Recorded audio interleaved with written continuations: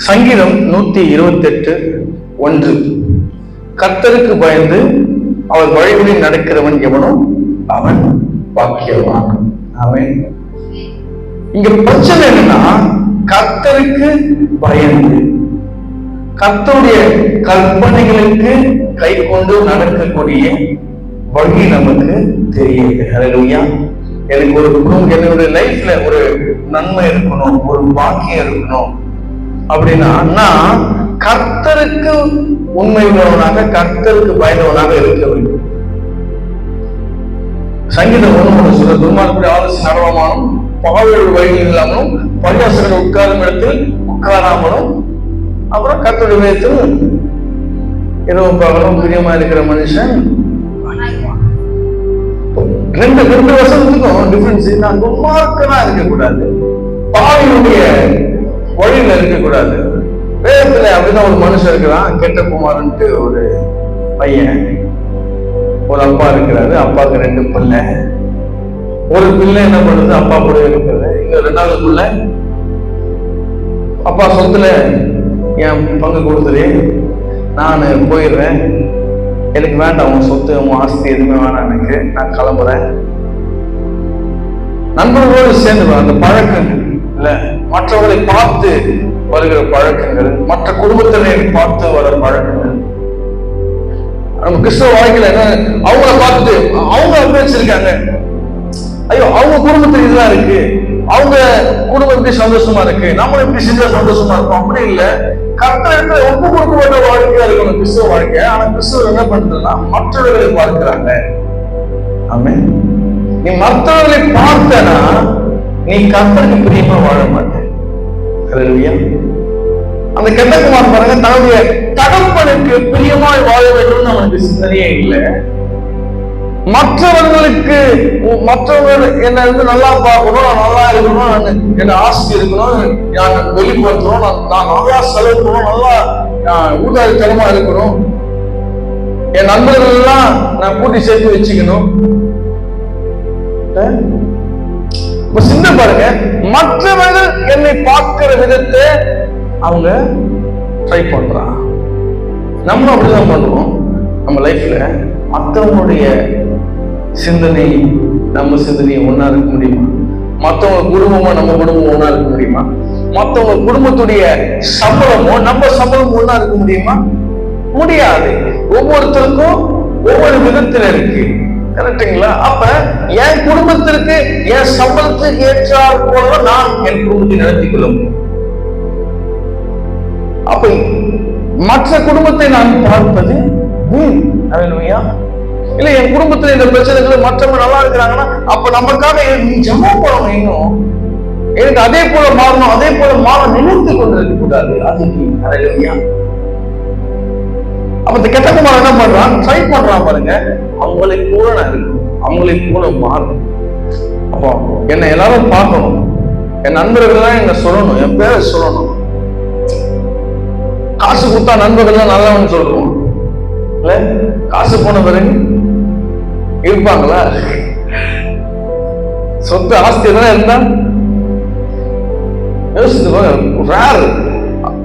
ரொம்ப அதிகமானவன் பேர்லாம் இல்லை. ஒரு சிலர் நல்ல நண்பர்கள் கிடைக்கிறது. பைபிள்ல நல்ல நண்பர்கள் பத்திலாம். ஆனா நண்பர்கள் எல்லா நண்பர்களும் நல்ல நண்பர்களாக இருக்க முடியாது. கேட்டீங்களா? வேதத்தின் பிரகாரமாக நல்ல இயேசு கிறிஸ்து நமக்கு நல்ல நண்பராக இருக்கிறார். அப்போ இந்த விசேஷம் என்ன இருக்கு, நான் பயப்படணும், அவர் வழி நடக்கணும். இந்த கெட்ட குமாரன் என் அப்பாவுக்கு பிரியமாய் நடந்து நானு இந்த பிசினஸ்ல இருக்கலாம், நான் ஒரு அதிபதியாக இருக்கலாம், எனக்கு கீழே எத்தனையோ பேர் இருக்கலாம் அப்படின்னு அவன் நினைக்கல. அவன் தனக்குன்னு ஒரு வழியை எடுத்துக்கொண்டு போகணும். அது துன்மார்க்கமா இருந்தாலும் பரவாயில்ல, கடவுளுக்கு பிரியமா இல்லாம போனாலும் பரவாயில்ல அப்படின்னு நினைக்கலாம். ஹல்லேலூயா. அப்படி இல்லை பாருங்க, அப்படி இருக்கவே கூடாது. மீண்டுமா இந்த கெட்டகுமாரன் எல்லா பணத்தையும் செலவு வச்சுட்டு அவன் நண்பர்களுக்கு போறான், எல்லா விதத்திலையும் பணத்தை செலவு பண்றான், எல்லா பாவத்தையும் செய்யறான். கடைசியில அவனுக்கு சாப்பிட கூட காசு இல்லை, எல்லாவற்றையும் செலவு வச்சுட்டான். ஒண்ணுமே இல்லை அவங்கிட்ட. அப்போ ஒன்றுமில்லாமல் போயிடுவோம் மற்றவங்களை பார்த்தா. கெட்ட குமாரன் ஸ்டோரி தான். நம்ம மற்றவங்களை பார்த்தா நம்மளோட லைஃப்ல ஒண்ணுமே இருக்காது. கடவுளை பார்த்தா அல்லேலூயா. முதலாவது தேவனுடைய ராஜ்யத்தின் நீதியை தேடுங்கள், அப்போது எல்லாம் உங்களுக்கு கூட கொடுக்கும். நான் எல்லா மெசேஜ் இந்த வார்த்தையை சொல்றேன். ஏன்னா ஃபர்ஸ்ட் நம்ம கேட வேண்டியது தேவனை தான். யாரையும் தேடக்கூடாது, யாரையும் பார்க்கக்கூடாது. அப்புறம் ஒரு உணர்வு வருது பாருங்க, பண்ணி மேய்க்கிறான். அந்த தவிடு கூட அவனால புதுசா சாட முடியுது. என் அப்பாவுடைய வேலைக்காரங்களே நல்ல ட்ரெஸ் போட்டுட்டு நல்ல உணவு சாப்பிடுவாங்களே அப்படின்ட்டு என்ன பண்றாங்க நினைக்கிறோம். அப்ப கஷ்டப்படும் போது நம்ம நினைக்கிறோம் பாருங்க, நம்ம ஏதோ பிரச்சனை பண்ணிட்டு தான் நம்ம நினைக்கிறோம். நினைக்க கூடாது. எல்லா நாட்களும் நம்ம தேவனை நினைக்கிறோம். இதுக்கு எக்ஸாம்பிளா ஒரு மனுஷன் இருக்காரு, கெட்ட குமாரன் இருக்கிறாரா? யோசிச்சு பாருங்க. கெட்ட குமாரன் கடைசியில தன்னுடைய எல்லா செலவுக்கு நான் கஷ்டத்துல உடைய இருக்கிற வரையில தன் தகப்பனை குறித்து நினைக்கிறான். ஆனா யோசேப்புன்னு ஒரு மனுஷன், கடவுள் அவருக்கு ஒரு விசேஷத்தை வைத்திருக்கிறாரு, தரிசனங்களை கொடுக்கிறாரு. அவர் அந்த இஸ்ரவேல் கோத்திரத்திலே விசேஷமான ஒரு நபரா மாத்த போறாரு. அப்ப அந்த மனுஷனோட விசேஷம்னா கர்த்தர் சொன்னதை காத்து கொண்டார். கர்த்தர் என்ன சொல்ற அதனுடைய செய்கிற ஒரு மனுஷனா இருக்கிறாரு. ஆனா அவர் வாழ்க்கையில பிரச்சனைக்கும் தன்னுடைய சொந்த சகோதரர் என்ன பண்றாங்க, கொலை செய்ய பாக்குறாங்க. தன்னுடைய சகோதரர் என்ன பண்ணாங்க, விட்டுட்டாங்க. அடிமையா வைத்துக் கொள்ள பாருங்க. தன் சொந்த சகோதரங்க வித்துட்டான். அடிமையா வித்துட்டு அவன் வைத்துக் கொண்டிருந்த அந்த ஆடையை என்ன பண்றாங்க, கழட்டி ஒரு ஆடை அறுத்து அது மேல அந்த ரத்தத்தை ஊத்திட்டு மிருகம் அடிச்சிருச்சு, அவன் செத்துட்டான் அப்படின்னு சொல்லி அவங்க அப்பாவை நம்ப வைக்கிறான், யாக்கோப. ஆனா அவங்க அங்க அடிமையாய் போய் கொண்டிருக்கும் போதும் கடவுளை அவன் மறக்கல. இங்க அடிக்கும் போதும் மறக்கல, கொலை செய்ய முற்படும் போதும் கடவுளை மறக்கல, அடிமையாய் போகும்போதும் மறக்கல, விற்கப்படுகிறான். போத்திபா வீட்டில் அடிமையாய் வேலை செய்கிறான். அங்கேயும் என்ன பண்றாரு, மறக்கல பாருங்க கடவுளை.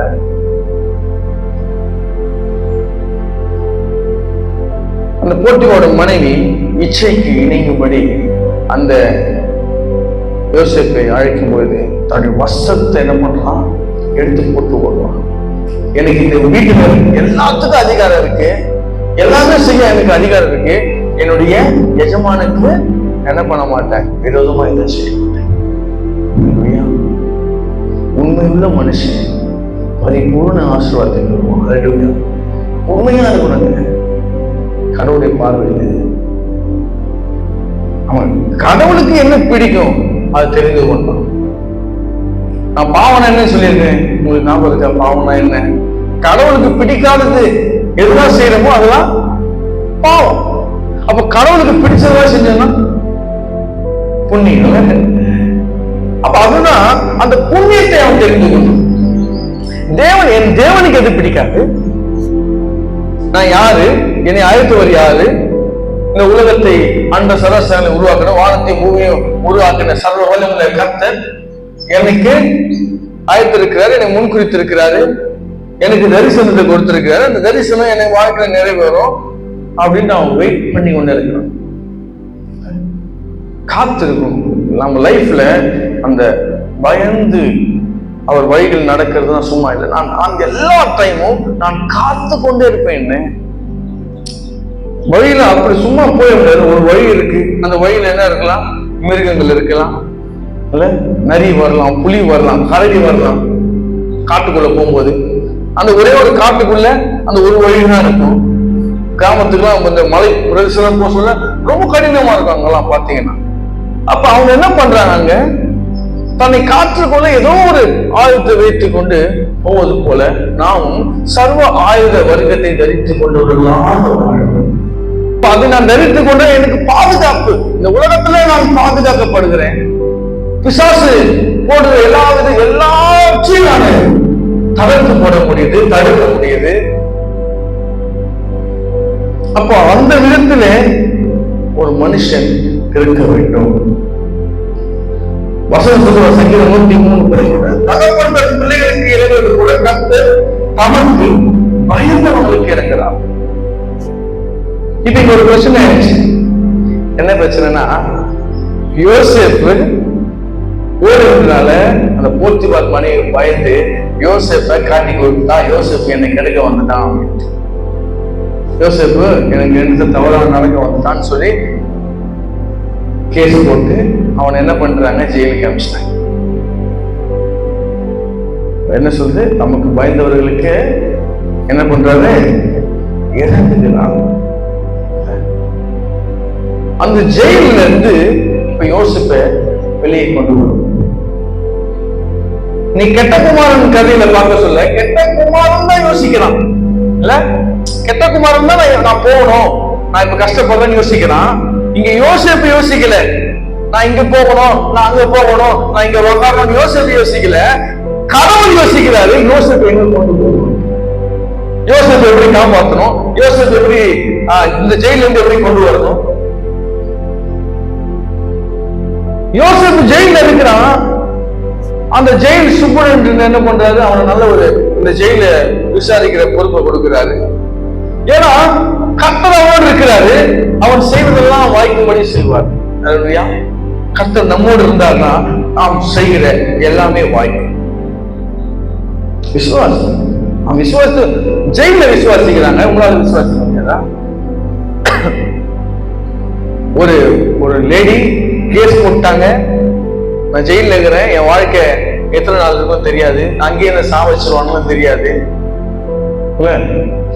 அப்போ அங்கேயே கடவுளை விசுவாசிக்கிறான், எங்க போனாலும் விசுவாசிக்கிறான், என்ன நடந்தாலும் விசுவாசிக்கிறான். நன்மையே அவன் அனுபவிக்கல. அவன் கொஞ்ச நாள் தான் அனுபவிக்கிறான் பாருங்க. கொஞ்ச நாள் அப்பா கூட இருக்கிறான், அப்பா நல்ல வசனத்தை எல்லாம் கொடுக்கிறாரு, நல்ல உணவெல்லாம் கொடுக்கிறாரு. அதுக்கப்புறம் அவனோட வாழ்க்கையில அவன் எந்த ஒரு சுகத்தையும் அனுபவிக்கல. அடிமையா இருக்கிறான், ஜெயில இருக்கிறான்.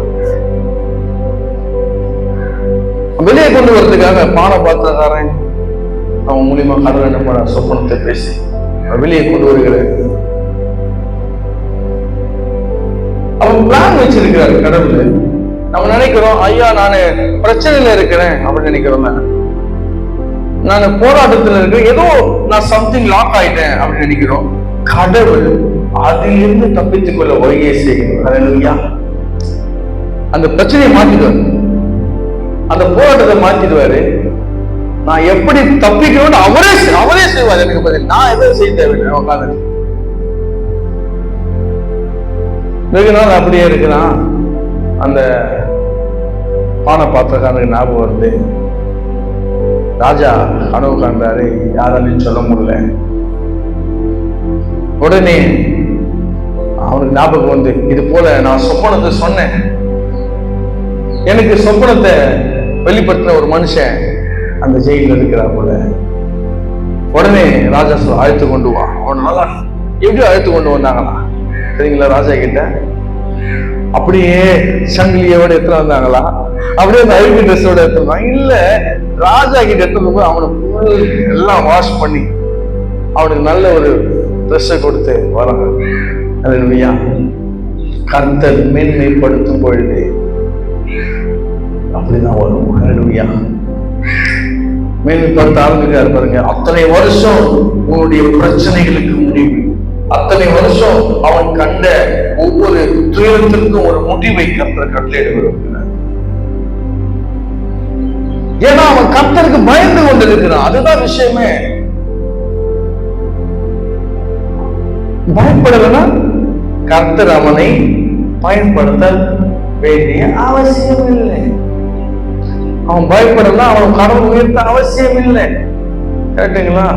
இந்த உலகத்தில் இருக்கிற மக்கள் கூட இருந்து கொண்டு போகலாம். இந்த உலகத்தின் அதிபதி எல்லாத்தையும் கொடுக்க முடியும். எல்லாரும் சொல்லுவாங்க, அநேகர் போயிட்டு, ஐயா இவங்க நல்லா இருக்கிறாங்க, அவங்க நல்லா இருக்கிறாங்க, ஐயா இவங்க வசதியா வளர்ந்துட்டாங்க, இவங்க பிசினஸ்ல பயங்கரமா. இயேசு கிறிஸ்துவ கூட்டிட்டு வந்து 40 நாள் உபவாசம் இருக்கிறாரு. மலை மேல கொண்டு போயிட்டு இந்த பட்டணத்தெல்லாம் காமிச்சு, நீ என்னை பணிந்து கொள்ளு, நான் உனக்கு இதை தரேன் அப்படின்னா. அல்லேலூயா. அப்ப இந்த உலகத்தின் அதிகாரம் பிசாசுகிட்ட இருக்கு. பிசாசு யாருக்கு நினைக்கிறாலும் என்ன வேணாலும் கொடுக்க முடியும் இல்ல? எனக்கு இவ்வளவுதான் இருக்குன்னா நான் சோத்திரம் சொன்னீங்க, அவ்வளவுதான்.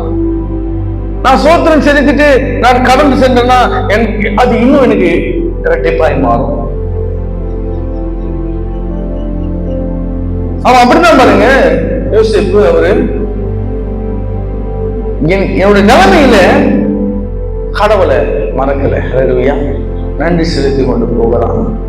நன்றி உள்ள ஒரு மனுஷனா இருக்கான். நன்றி உள்ள ஒரு வாழ்க்கை அவன் வாழ்கிறான். அவருடைய இரக்கம் லூக்கா 1:50 சொல்ல, அவர் இரக்கம் அவருக்கு பயந்தவர்களுக்கு தலைமுறை தலைமுறைக்கும் உள்ளதான். இந்த வசனத்துடைய நோக்கத்தை யோசேப்புடைய வாழ்க்கையில நன்றாய் பார்க்க முடிஞ்சிச்சு. யோசேப்பு என்ன பண்றாரு? ராஜாவுடைய அந்த சொப்பனத்திற்கு விடை சொல்றாரு.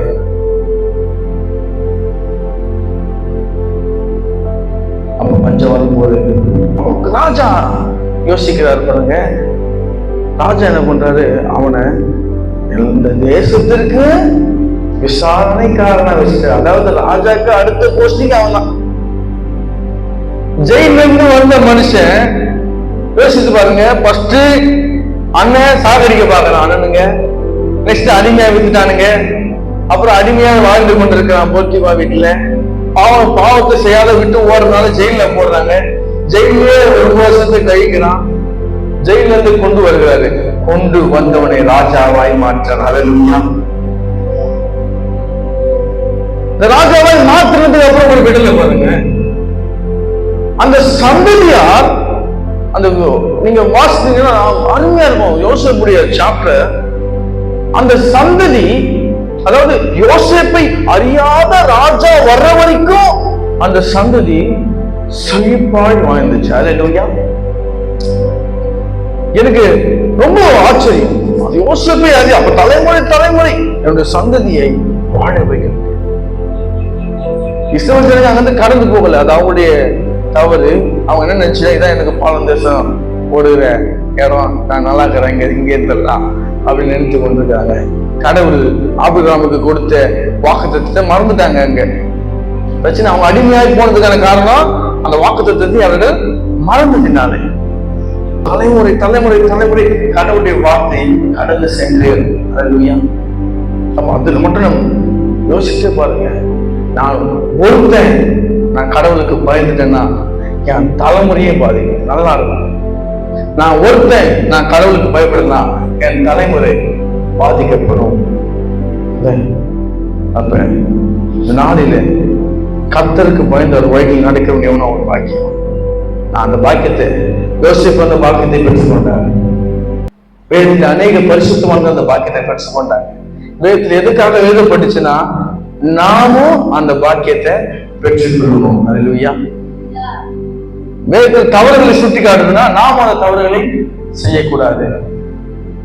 அப்ப இந்த வார்த்தைகள் நமக்கு பலிக்கணும். எனக்கு பாக்கியம் உண்டாகும். நான் பயந்து அவர் வழிகள் நடந்து அவருடைய கற்பனைகளை கை கொண்டால் கர்த்தர் என்னை மாத்திரமல்ல என் தலைவர்கள் யாவையும் கர்த்தர் ஆசீர்வதிப்பார். அந்த தலைவர்கள் யாவும் கர்த்தருக்கு கீழ்ப்பட்டிருக்கும். ஆமென். கர்த்தர் தாமே என் தலைமுறைகளுக்கு தலையாக இருந்து அவர்களை வழி நடத்துவார்.